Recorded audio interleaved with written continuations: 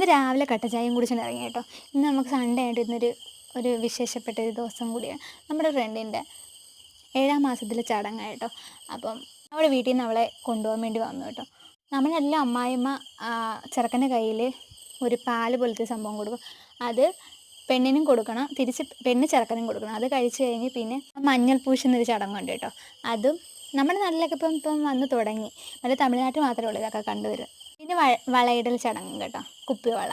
പിന്നെ നമ്മൾ ചെല്ലുന്നവർക്ക് ഒരു പൊതി ഇതുപോലെ പലഹാരങ്ങൾ കൊടുക്കും കേട്ടോ. അങ്ങനെ ഒരു ചടങ്ങുണ്ട് കേട്ടോ.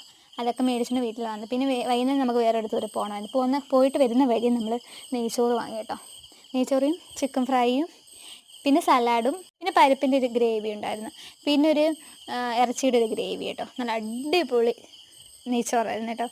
ഒരു രക്ഷയില്ല, അടിപൊളിയായിരുന്നു കേട്ടോ. അടുത്ത ഡേറ്റ് കാണാവേ. ബൈ.